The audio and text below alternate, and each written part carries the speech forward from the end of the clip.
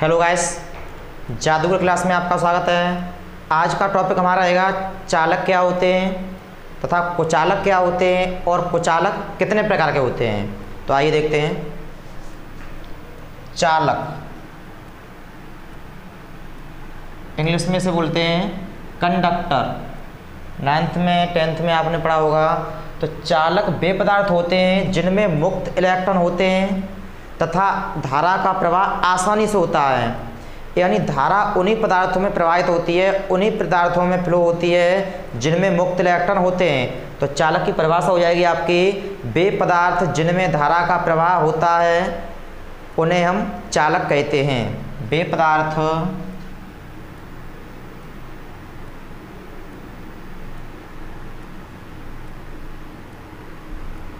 जिनमें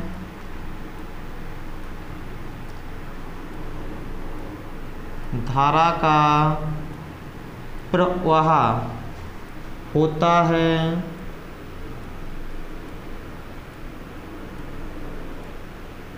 उन्हें चालक कहते हैं।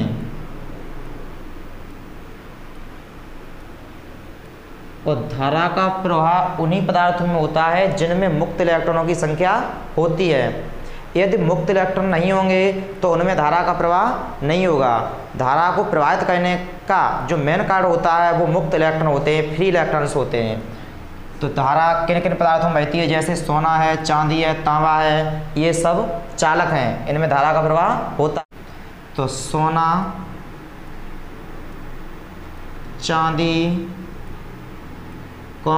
तांबा, कॉपर, इन सभी धातुओं में करंट आता है, यानी धारा का फ्लो होता है। उसके बाद में कुचालक क्या होते हैं। कुचालक को ही हम बोलते हैं अचालक। कुचालक या अचालक या बोल देते हैं इसे हम विद्युत रोधी या हम बोल देते हैं परावैद्युत। ये सभी एक ही बात है इन सबकी। कुचालक बोल दो या अचालक बोल दो या विद्युत रोधी बोल दो या परावैद्युत। तो कुचालक क्या होते हैं, वे पदार्थ जिनमें धारा का प्रवाह नहीं होता है। इसका मतलब यह है कि उन पदार्थों में मुक्त इलेक्ट्रॉन नहीं होते हैं, और जिन पदार्थों में मुक्त इलेक्ट्रॉन नहीं होते हैं उन पदार्थों में धारा का प्रवाह नहीं होता है। तो वे पदार्थ जिनमें मुक्त इलेक्ट्रॉन नहीं होते हैं तथा उन पदार्थों में धारा का प्रवाह नहीं होता है उन्हें हम कुचालक या अचालक या विद्युत रोधी या परावैद्युत कहते हैं। परिभाषा लिख दोगे यहाँ पर, वे पदार्थ जिनमें धारा का प्रवाह नहीं होता है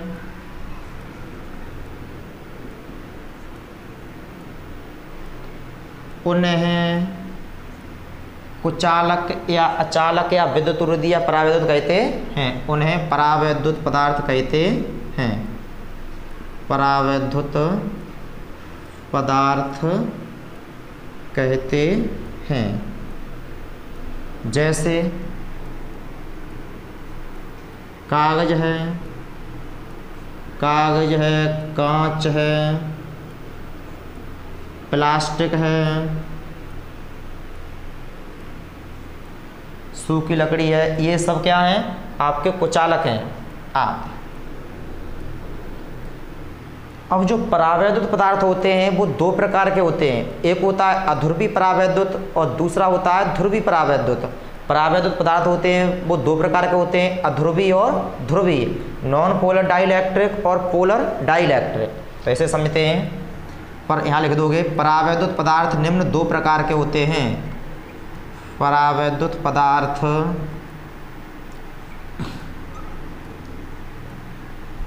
निम्न दो प्रकार के होते हैं।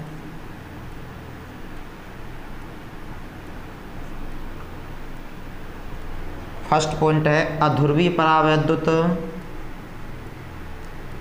अध्रुवीय परावैद्युत और दूसरा पॉइंट है आपका ध्रुवीय परावैद्युत। ध्रुवीय परावैद्युत, इसे इंग्लिश में बोलते हैं नॉन पोलर डाई इलेक्ट्रिक, इसे बोलते हैं पोलर डाई इलेक्ट्रिक। तो फर्स्ट पॉइंट समझ लो, अध्रुवीय परावैद्युत क्या होते हैं? अध्रुवीय, इसका स्क्रीनशॉट ले लो पहले।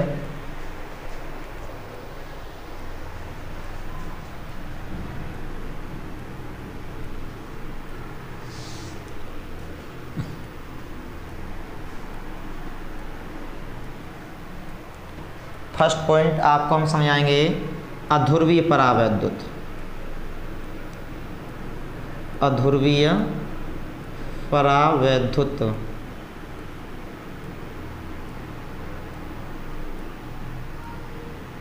अध्रुवीय परावैद्युत, नॉन पोलर डाई इलेक्ट्रिक। तो अध्रुवीय परावैद्युत पदार्थ वे होते हैं जिसमें धन और ऋण आवेशों के केंद्र परस्पर संपाती होते हैं। संपाती का मतलब होता है धन और ऋण, केवल धन और ऋण दोनों एक ही होते हैं। केंद्र कैसे होते हैं? एक ही होते हैं। जैसे ये धन है और यहीं पर इसी में क्या हो? ऋण हो। तो परावैद्युत पदार्थ वे पदार्थ होते हैं अध्रुवीय परावैद्युत वे पदार्थ होते हैं जिसमें धन और ऋण आवेशों के केंद्र परस्पर संपाती होते हैं। संपाती का मतलब होता है एक ही होते हैं, उन्हें हम अध्रुवीय परावैद्युत कहते हैं। जैसे H2 है, N2 है या O2 है, ये अध्रुवीय परावैद्युत के उदाहरण हैं। तो यहाँ परिभाषा लिख दो, अध्रुवीय परावैद्युत, अध्रुवीय परावैद्युत पदार्थ वे पदार्थ होते हैं, अध्रुवीय परावैद्युत पदार्थ वे पदार्थ होते हैं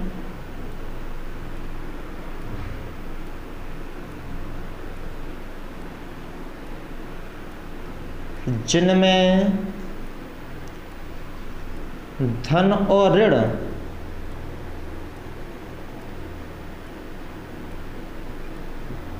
आवेशों के केंद्र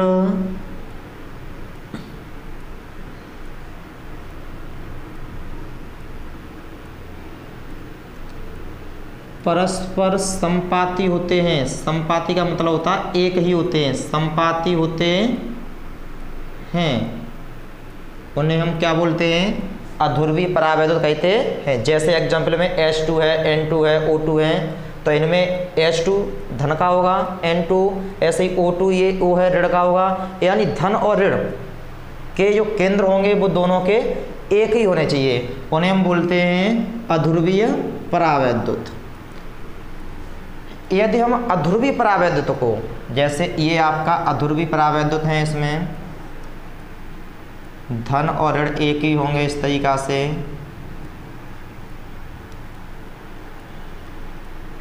जब धन और ऋण एक ही होंगे तो इन धन और ऋण के बीच में कोई दूरी नहीं होगी। जब धन और ऋण के बीच में कोई दूरी नहीं होगी तो इनके लिए जो वैद्युत द्विध्रुव आघूर्ण होगा वह शून्य होगा, क्योंकि वैद्युत द्विध्रुव का मतलब होता है इनके बीच में कुछ दूरी होनी चाहिए। वैद्युत द्विध्रुव का मतलब होता है इनके यानी धन और ऋण आवेशों के बीच में क्या होनी चाहिए? दूरी होनी चाहिए। लेकिन यदि धन और ऋण एक ही हैं तो इसका मतलब ये है कि इनमें वैद्युत द्विध्रुव आघूर्ण जो अध्रुवीय परावैद्युत होते हैं इनमें वैद्युत द्विध्रुव आघूर्ण शून्य होता है। तो यदि इन वैद्युत द्विध्रुव आघूर्ण को, ये वैद्युत द्विध्रुव आघूर्ण है, धन और ऋण एक ही है, यदि हम वैद्युत द्विध्रुव आघूर्ण को यानी अध्रुवीय परावैद्युत को किसी बाह्य वैद्युत क्षेत्र में रखते हैं, इस तरीका से ये बाह्य वैद्युत क्षेत्र है। जब हम वैद्युत क्षेत्र में रखते हैं तो वैद्युत क्षेत्र होता है वो क्या लगाता है? बल लगाएगा।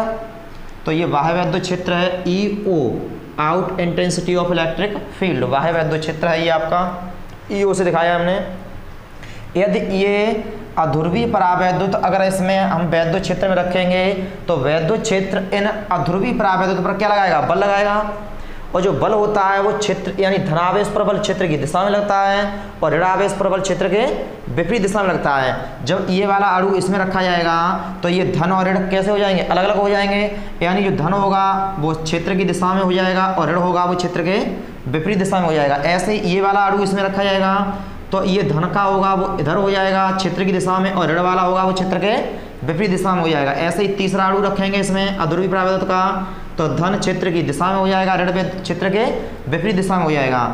तो जब हम अध्रुवी परावैद्युत को किसी बाह्य वैद्युत क्षेत्र में रखते हैं तो बाह्य वैद्युत क्षेत्र उन अध्रुवी परावैद्युत पर बल लगाता है, जिससे धन आवेश क्षेत्र की दिशा में हो जाते हैं, ऋण आवेश क्षेत्र के विपरीत दिशा में हो जाते हैं। जब धन और ऋण अलग अलग हो जाते हैं तो इनके अंदर वैद्युत ध्रुव आगुण उत्पन्न हो जाता है, यानी जो वैद्युत ध्रुव आगुण होता है वो शून्य नहीं होता है, लेकिन इनके अंदर भी वैद्युत क्षेत्र उत्पन्न होता है। क्योंकि धन और ऋण अलग अलग हो जाएंगे तो अब इसके अंदर वैद्युत क्षेत्र की जो दिशा होगी वह होगी धन से ऋण की ओर होती है। तो यहाँ यानी धन से ऋण की ओर इधर हो जाएगी, ये EI आंतरिक वैद्युत क्षेत्र हो जाएगा, इंटरनल इलेक्ट्रिक फील्ड इंटेंसिटी। ये EO का मतलब होता है बाह्य वैद्युत क्षेत्र। और बाह्य वैद्युत क्षेत्र में जब इन अध्रुवी परावैद्युत को रखा जाता है तो ये बाह्य वैद्युत क्षेत्र इन अध्रुवी परावैद्युत पर क्या लगाता है, बल लगाता है। और जो बल होगा वो क्षेत्र की दिशा में, धनावेश पर क्षेत्र की दिशा में लगेगा, ऋण आवेश पर क्षेत्र के विपरीत दिशा में लगेगा। तो धन होंगे वो क्षेत्र की दिशा में हो जाते हैं, ऋण होंगे वो क्षेत्र के विपरीत दिशा में हो जाते हैं। लेकिन अब इसके अंदर भी धन और ऋण जब अलग अलग हो जाएंगे तो अब इसके अंदर वैद्युत क्षेत्र की तीव्रता हो जाएगी, दिशा हो जाएगी धन से इधर ऋण की ओर, यानी बाह्य वैद्युत क्षेत्र इधर है, आंतरिक वैद्युत क्षेत्र इधर है। जब इनके बीच में दूरी हो गई है तो इनके अंदर क्या उत्पन्न हो जाएगा, वैद्युत ध्रुव आगुण उत्पन्न हो जाएगा। जब ये अध्रुवी परावैद्युत तो बाह्य वैद्युत क्षेत्र में रख देते हैं तो ये बन जाते हैं ध्रुवीय। कैसे बन जाते हैं, ध्रुवी बन जाते हैं, और इनके अंदर वैद्युत ध्रुव आगुण भी आ जाता है, यानी शून्य नहीं होता है। यदि अगर इसमें हम परिणामी वैद्युत क्षेत्र की तीव्रता निकालें हैं तो बाह्य वैद्युत क्षेत्र हमारा ज़्यादा होगा और आंतरिक वैद्युत क्षेत्र होगा वो कम होगा, और दोनों जो डायरेक्शन है वो दोनों एक दूसरे के विपरीत हैं। तो बड़ी वाली तीव्रता में से हम छोटी वाली तीव्रता घटाते हैं परिणामी के लिए। तो यहाँ लिख सकते हो आप परिणामी वैद्युत क्षेत्र की तीव्रता, परिणामी वैद्युत क्षेत्र की तीव्रता E बराबर E0 या EO माइनस के EI। EO है वो बाह्य वैद्युत क्षेत्र की तीव्रता है और EI है वो है आपकी आंतरिक वैद्युत क्षेत्र की तीव्रता है। ये आपका हो गया अध्रुवी परावैद्युत। अब ऐसे ही दूसरा पॉइंट है ध्रुवीय परावैद्युत, तो इसका स्क्रीनशॉट ले लो।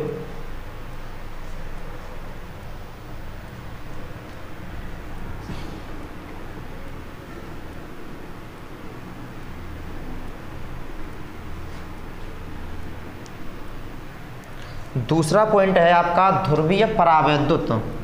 तो ये अध्रुवी का ठीक विपरीत होगा, उल्टा हो जाएगा। ध्रुवीय परावैद्युत, ध्रुवीय परावैद्युत, पोलर डाई इलेक्ट्रिक, इंग्लिश में से बोलते हैं पोलर डाई इलेक्ट्रिक। तो ध्रुवी परावैद्युत पदार्थ वे पदार्थ होते हैं जिसमें धन और ऋण आवेशों के केंद्र परस्पर संपाती नहीं होते हैं। इसका मतलब अलग अलग जो केंद्र होंगे वो अलग अलग होंगे, यानी केंद्र एक नहीं होते हैं। जब केंद्र एक नहीं होंगे, जब अलग अलग होंगे तो इनके बीच में धन और ऋण आवेशों के बीच में क्या होगी, दूरी होगी। जब दूरी होगी तो उनमें वैद्युत ध्रुव आगुण भी होता है। तो परिभाषा इसकी हो जाएगी अध्रुवी परावैद्युत पदार्थ वे पदार्थ होते हैं जिसमें धन और ऋण आवेशों के केंद्र परस्पर संपाती नहीं होते हैं। परिभाषा लिखोगे ध्रुवीय परावैद्युत, ध्रुवीय परावैद्युत पदार्थ वे पदार्थ होते हैं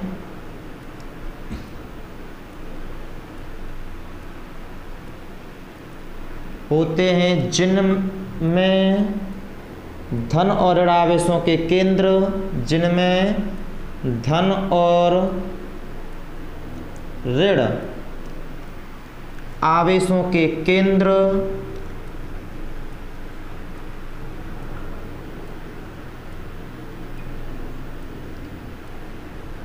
परस्पर संपाती नहीं होते हैं, परस्पर संपाती नहीं होते हैं, उन्हें हम ध्रुवीय परावैद्युत कहते हैं। जैसे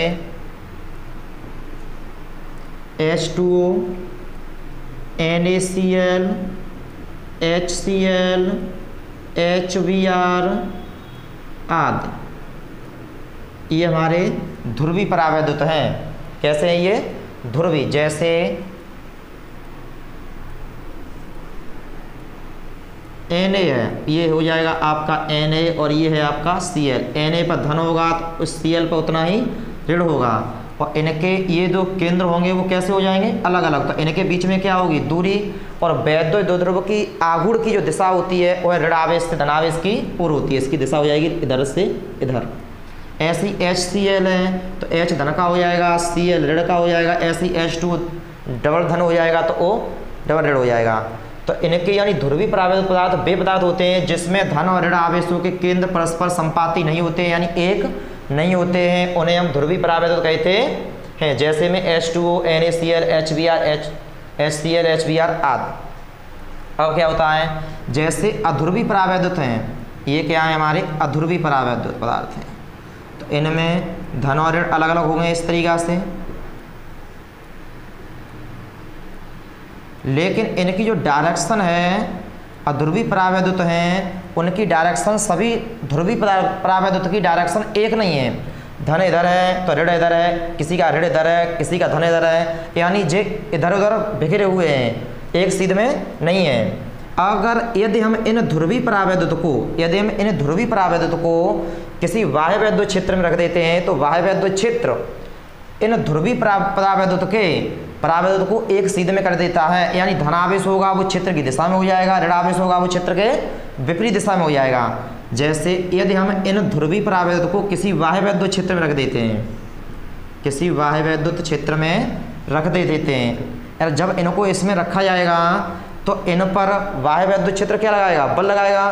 तो इनके जो धनावेश और ऋणावेश होंगे वो एक सीध में हो जाएंगे। धनावेश हो जाएगा वो वैद्युत क्षेत्र की दिशा में हो जाएगा और ऋणावेश हो जाएगा वो वैद्युत क्षेत्र के विपरीत दिशा में हो जाएगा। अभी जे एक सीध में नहीं है, सभी अणु इधर उधर बिखरे हुए हैं, इधर उधर चल रहे हैं। धनावेश इधर भी है, ऋणावेश इसका इधर है तो धनावेश इधर है, तो यानी इधर उधर बिखरे हुए हैं। जब इसको हम ये बाह्य वैद्युत क्षेत्र में रख देते हैं तो इस तरीक़ा से ये बाह्य वैद्युत क्षेत्र में रखे जाएंगे ये, तो बाह्य वैद्युत क्षेत्र इन पर क्या लगाएगा? बल लगाएगा, जिससे धनावेश क्षेत्र की दिशा में हो जाएगा, ऋणावेश क्षेत्र के विपरीत दिशा में हो जाएगा। ये अपने आप एक सीधे में हो जाएंगे अणु।